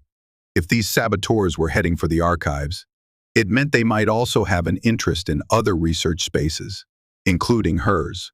She swallowed hard, telling herself to stay calm and trust the guards. There was no sign of a direct threat yet. A crisp voice crackled over the comm. "Attention all stations. We have armed hostiles in Sector 14. Medical archives compromised. Please shelter in place until further notice." Her stomach twisted. Sector 14 wasn't far from the research blocks. The lab's overhead lights flickered, intensifying her unease. She considered reaching out to Marcus, but she knew he'd be in the thick of battle, out in the corridors. Marcus's team chased the infiltrators through winding halls, lit sporadically by emergency beacons. They exchanged more gunfire at an intersection, leaving scorch marks on the pristine walls. One of the raiders took a hit and collapsed, while the others pressed on. Marcus sprinted after them, weaving past debris, determined to end this intrusion before it reached Sera. Finally, near a sealed bulkhead, the saboteurs found themselves cornered. They pressed a detonation device against the door's control panel, sparks flying as they tried to override the lock. Marcus shouted a command to his team. They fanned out, rifles aimed. For an instant, tension hung in the air like a static charge. A single motion of the saboteur's arm signaled readiness to fight back. Plasma bolts erupted again, searing the confined space. Marcus dove behind a utility console, returning fire. His focus narrowed, time slowing, as he sought a precise shot. The saboteur's weapon glowed, with overcharge, a lethal volley about to be unleashed. But the volley never came. A well-placed plasma, round from one of Marcus's squad, hit the saboteur's overcharged weapon, causing it to burst in a shower of sparks. Another shot felled him. The final raider, seeing no escape, tried to detonate the device, but Marcus lunged forward and slammed the saboteur's arm aside. A scuffle ensued, fists and elbows in close quarters. Marcus felt the sting of a blow across his temple, but he wrested the detonator free and threw it aside. With a swift strike, he stunned the raider into unconsciousness. As silence descended, the only sound was the heavy breathing of exhausted soldiers. Marcus steadied himself, adrenaline still pulsing. "Good job," he rasped to his team, picking up the device. "Let's secure this blast door and check for more hostiles." Fortunately, it appeared the raiders had traveled in a small cell, a specialized squad. Security sweeps soon confirmed no other infiltration attempts, though residual sabotage had left portions of the station in partial darkness. Marcus reported to Commander Girath, who arrived with reinforcements. They identified the captured saboteurs as part of a paramilitary group linked to the broker. Their mission: to seize or destroy advanced medical data, presumably to keep Helios from developing new defenses, or perhaps to locate Sera's groundbreaking research on human biology. An icy dread coiled in Marcus's gut at that realization. He excused himself from the debrief, hastening to Sera's lab. His footfalls rang in the battered corridors, each clang resonating with the fear that she might be in danger. Yet, when he arrived, the doors were intact, the guards vigilant. Sera emerged, relief washing over her face the moment she saw him. "Are you hurt?" she asked, voice trembling. He shook his head, stepping forward. Without thinking, he wrapped her in a brief, fierce embrace. She stiffened, surprised, but then melted against him, her own anxiety unspooling. In that brief moment, the station around them seemed to fall away, leaving just the two of them amid flickering emergency lights. "Your lab is safe," Marcus said, pulling back. "We stopped them before they could get here." She nodded, eyes brimming with a mix of gratitude and lingering fear. "Thank you," again. Wordlessly, they stood there, hearts pounding. Alarms and frantic voices echoed from elsewhere, but in that small circle of quiet, they found solace in each other's presence. The aftermath of the attempted infiltration rippled through Helios Station's command structure. Commander Girath ordered a complete lockdown of sensitive sectors. Additional coalition forces arrived within days, among them a biotech specialist who introduced himself as Dr. Kaliron. With smooth confidence and a polished manner, he asserted that he was here to help bolster the station's medical defenses. Yet something about Dr. Kaliron put Sera on edge. He displayed an unsettling eagerness whenever conversation drifted to novel genetic applications, pressing her for details about her research. She offered polite yet guarded responses, feigning that her studies remained preliminary. Marcus, picking up on her discomfort, cast a wary eye on the newcomer. One evening, Kaliron cornered Sera near the station cafeteria, launching into a discussion about advanced gene editing techniques. "We have at our disposal cutting-edge Chris-S technology," he said with a casual wave of his hand. "We could push the boundaries, see just how far we can harness human resilience for enhanced cross-species synergy. Imagine the possibilities, Dr. Nelyth." Sera felt her pulse quicken. The man's tone brimmed with ambition, not tempered by the caution or ethics such research demanded. She smiled politely, citing regulatory limitations and hinting that Helios Station valued moral responsibility. Kaliron merely shrugged, as though brushing away trifling obstacles. She escaped the conversation, skin crawling. A dreaded realization sank in. The coalition's presence might not guarantee safety. Some among them, like Kaliron, could be enticed by the prospect of weaponizing her findings. Their watchful eyes were everywhere, scanning for the faintest sign of breakthroughs. Back in her lab, she recounted the encounter to Marcus, his mouth set in a grim line. "We'll keep a close watch on him. If he's working with or for the broker, we'll find out." Uncertainty gnawed at her. How many prying eyes had latched onto the rumor that Helios's xenobiologist had discovered something remarkable, that a new frontier of genetic possibility lurked just beyond the threshold. For all the station's guards and reinforced doors, an undercurrent of menace still slithered through its corridors. She looked at Marcus, his presence an anchor in a sea of doubt. "I wish we could just lock everything away until this threat is gone," he sighed softly. "I know, but knowledge is a magnet. It draws interest whether we want it or not. All we can do is stay vigilant, protect each other, and ensure your research doesn't end up in the wrong hands." Sera reached out, letting her fingertips brush the back of his hand. She marveled at the turn her life had taken. She had come to Helios Station to study human mating resilience, driven by academic curiosity. Now, that same curiosity had placed her in the crosshairs of a dangerous conspiracy, her footsteps dogged by saboteurs and unscrupulous scientists. Yet the fear wasn't enough to douse her sense of awe. In the face of adversity, she felt a deepening connection, both to the human species that had captured her scientific imagination and to the man whose courage and unwavering support lit her darkest moments. Their gazes met, holding for an instant. The unspoken promise of loyalty passed between them, fortified by the trials they had endured side by side. Little did they know that a final crucible of danger loomed just ahead, one that would test every bond, every oath, and every scrap of hope they possessed. For the broker's hand was poised to strike again. And this time, the consequences would reverberate across the station like a cosmic thunderclap. In the wake of the sabotaged infiltration, Helios Station remained on razor's edge. Additional security checks, ID verifications, and the constant presence of armed patrols lent an oppressive air. Sera could hardly step outside her lab without seeing the suspicious glint in strangers' eyes. The fear of infiltration loomed like a dark cloud, ready to burst at any moment. At times, she found solace in Marcus's company.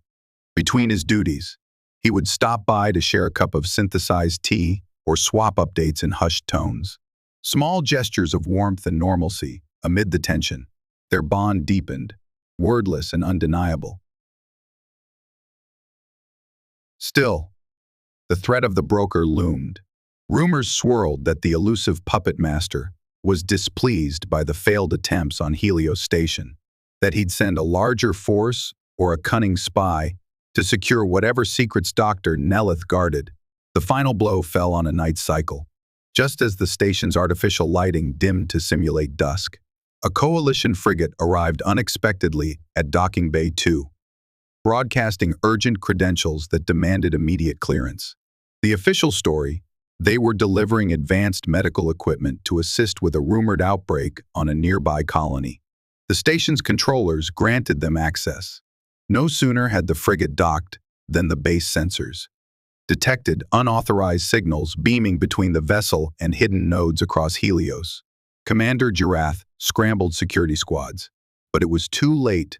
A wave of saboteurs poured out from the frigate's cargo hold, better armed than any previous raider incursion. Their objective was surgically precise: seize Sera's lab. Marcus Vane led the defense. He marshaled station officers, coalition loyalists, and even civilian volunteers to hold the docking bays. Plasma fire lit the corridors in strobing flashes.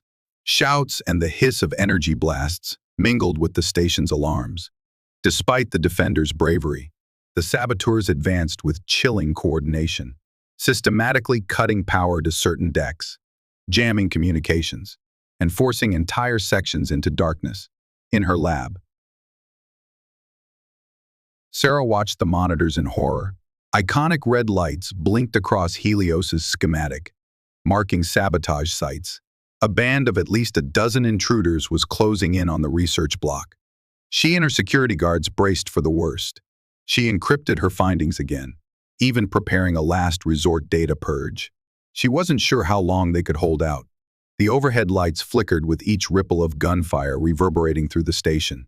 Then she heard the clang of boots on the corridor deck plates, the hiss of a plasma torch cutting through the sealed door. Her security detail set up a defensive line. "Stay behind us, Doctor," one guard said grimly. Time slowed. Sparks rained from the door as the cutting torch bit through the metal. The moment it opened, a volley of plasma bolts streaked inside, forcing the guards to duck behind overturned lab counters. Sera crouched low, heart pounding so loud she could scarcely think. The saboteurs stormed in black armor, with tinted visors, rifles spitting luminous death. The lab filled with choking smoke and the acrid smell of scorched metal. Despite the guards' resistance, they were outnumbered. The intruder's leader barked commands, pushing deeper toward Sera's workstation. Terrified, she crawled toward a side console, intending to initiate the data purge. If they were going to kill her or steal her research, she wouldn't let them claim her life's work. Her breath came in ragged bursts. Before her fingers could tap the final override, a fierce roar sounded from the corridor. The saboteurs turned as Marcus Vane and a handful of defenders burst into the lab, rifles blazing. They had fought their way through the sabotage-laden corridors, refusing to yield. A pitched firefight ensued, energy bolts crisscrossing in dazzling arcs.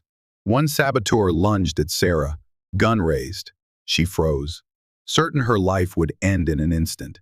Then Marcus was there, intercepting the blow with his forearm. He slammed the intruder's wrist aside, dislodging the weapon, and struck him hard in the helmet. The saboteur reeled, disoriented. Marcus kicked him aside and spun to face the next threat. Yet more intruders poured in behind. The lab became a battleground, equipment smashed underfoot, glass vials shattering. Guards and saboteurs traded fire at point-blank range. In the swirling chaos, Sera huddled beneath a console, arms wrapped around her head. She heard screams, the sizzle of plasma on metal, the dull thud of bodies hitting the floor. The tide turned at last when reinforcements arrived behind Marcus, having subdued the frigate's infiltration. Trapped between two squads, the saboteurs fell back, scattering. Some were stunned by precisely aimed ion blasts. Others wrestled to the ground by station personnel. The intruder leader tried to detonate a device on his wrist, but quick reflexes from a guard wrenched it away, sparing the lab from a fiery end. Finally, a hush descended, broken only by the lab's sparking consoles and the labored breathing of the defenders. The surviving saboteurs were restrained. Sera crawled out from her hiding spot, her knees weak. Marcus rushed to her side, eyes frantic. "Are you hurt?" She shook her head, tears blurring her vision. "No." "Oh." Marcus, overwhelmed. She felt her composure shatter like the broken glass underfoot. His arms wrapped around her, drawing her close. She could smell the burned edges of his uniform, feel the hammer of his heart against her cheek. "We've got you," he murmured. "It's over." Security medics arrived to treat the wounded. Alarms gradually fell silent. The station's intercom crackled with Commander Giraffe's voice, announcing that the incursion was contained. A battered hush filled the corridors, an echo of the final resolution. In the aftermath, the station identified the captured infiltrators as a specialized strike force funded by the broker whose true identity still eluded them. Yet the saboteurs' prime objective had clearly been Sera's research. They had carried data extraction tools, gene scanners, everything needed to secure her findings by force. The station's senior officers convened a crisis council. Marath Jin, startled by the brazen assault, offered to help track down the broker. Dr. Kalaran, however, had vanished. Investigations revealed that he'd boarded an unscheduled shuttle shortly before the attack, likely absconding to rendezvous with the enemy. Realizing a mole had walked among them sent a chill through the station's leadership. Despite the heavy blow, Helios Station emerged victorious once more. Yet it was clear the raids would continue so long as Sera's research remained. The knowledge of potential human Va'alani hybrids was too enticing a prize for those who sought power or profit. Sera knew what she had to do. Flanked by Marcus and Commander Nelyth, she made a wrenching announcement. Most of her work would be locked under top security protocols, accessible only to a select few. Portions of it would be transferred to a hidden facility outside Helios, ensuring no single target held the entire trove of knowledge. She hoped this step would deter future attacks, or at least minimize the risk. The day after this decision, she walked the station's ring with Marcus, the artificial sunlight bathing them in a gentle glow. "It's painful," she admitted, "to seal away something so profound. My dream was to share discoveries that could unite species, not bury them." Marcus linked his fingers with hers, an intimate gesture that felt as natural as breathing. "But your dream is still alive. You've not destroyed your research, just taken measures to protect it. When the galaxy's ready, it will serve the cause of knowledge. Until then, we keep it safe from those who'd misuse it." She leaned her head on his shoulder, finding comfort in his warmth. "The galaxy can be so big, so cold," she whispered. "Sometimes I feel lost." He pressed a reassuring kiss to her temple, a gesture both tender and bold. "Not alone. Not anymore."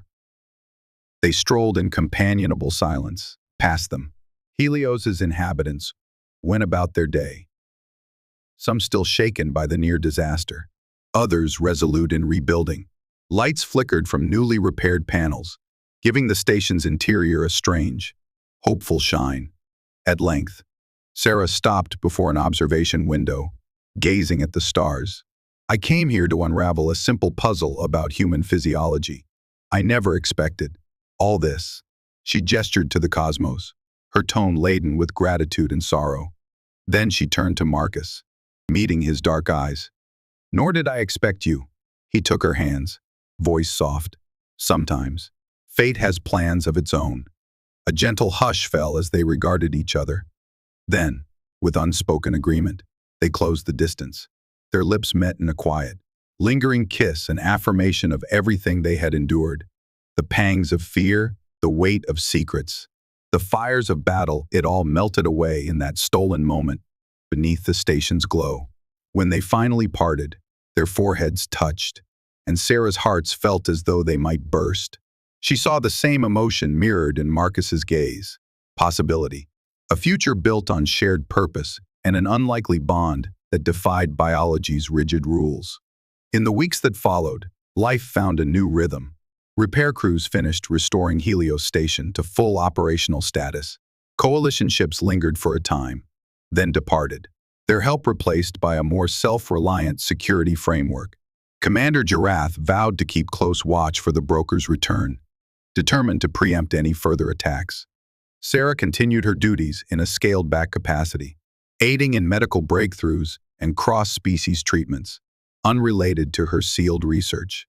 Marcus resumed his role as a roving defender of Helios, though it became an open secret that he spent every spare moment at Sera's side. They formed a partnership that transcended professional courtesy, friends, colleagues, lovers, co-conspirators in forging a safer galaxy. One quiet evening, while Sera tidied her lab, an odd wave of dizziness struck her. She blinked, setting down a vial, attributing it to fatigue. Yet over the next days, the sensation persisted, coupled with occasional faintness. Concerned, she ran a routine medical scan on herself, only to have the device blink in confusion. She tried a more advanced scanner, and her mind reeled at the result. Impossible. Her hearts thundered as she hurried to confirm the reading on a third device. The same startling outcome appeared: elevated hormones, cellular shifts, an unmistakable sign of early pregnancy. It made no sense. Valini rarely conceived without deliberate planning and specialized assistance. Yet a distant memory stirred, the data linking humans and Valini, the near mythical synergy that her research had uncovered, though never fully tested. Now, that synergy resided within her own body. She was pregnant, with a hybrid child. Shaken to her core, Sera felt tears prick her eyes. She recalled intimate moments with Marcus, raw and tender. They had been cautious, but apparently not enough. Or perhaps Nature had outmaneuvered their caution, forging a miracle. Fear and wonder battled in her heart. She thought of the danger that knowledge would attract if the galaxy learned of a successful hybrid. The broker and countless others would stop at nothing to seize it. But she also thought of the future this child represented, a symbol of unity, bridging two species in the most profound way. With trembling hands, she calmed Marcus. His voice answered at once. "Sera, what's wrong?" She struggled to find words, her breath ragged. "Can you come to the lab? There's something I need to tell you. Please, hurry." Moments later, he arrived, eyes brimming with concern. She showed him the scan results, her own chest tight with anxiety. Silence spread between them as he processed the revelation. Then, in a rush of emotion, he pulled her into his arms. "Are you sure?" he whispered, his voice rough. She nodded, letting out a shaky laugh. "Absolutely certain. You and I. It's happening." A swirl of relief and awe filled his eyes. "My God." He held her close, exhaling a tremulous breath. In that moment, their world narrowed to the sound of each other's heartbeats. Danger still lurked outside, but a tiny spark of life glowed within, an undeniable promise of hope. When they finally drew apart, Marcus's expression turned resolute. "We'll protect you. Both of you. Whatever it takes." Sera clutched his hand.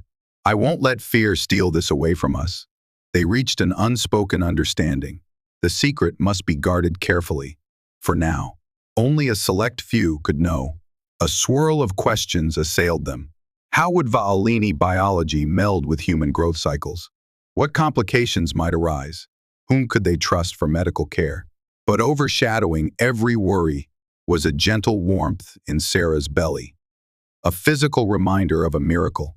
She was carrying a child, a testament to the improbable union of two hearts, two worlds. Against all logic, against the vastness of cosmic emptiness, love had carved out a new path. News of the pregnancy remained hidden. But the intangible glow around Sera and Marcus did not. Observers whispered of how they seemed inseparable, how the station's tension waned in their presence, replaced by a hushed optimism. A fresh wind stirred through Helios, carrying whispers of renewal, like the first rays of dawn after the darkest night. Eventually, the broker might resurface. Enemies might still lurk among the stars, ready to exploit any sign of weakness. Yet for Sera Nelyth and Captain Marcus Vane, the future now held something far greater than fear. They had found love in a crucible of strife, and now they nurtured a life that could reshape the galaxy's understanding of what it meant to be separate species, or just one people under the same cosmic sky. And as Helios Station drifted on the edge of uncharted space, bathed in the golden glow of distant suns, their story reminded every soul aboard that hope springs even in the darkest corners. For love endures, knowledge illuminates, and the bonds that unite hearts can triumph over every obstacle. The stars place before them, heralding a future where fear bows to courage, and life in all its varied forms takes flight among the limitless heavens.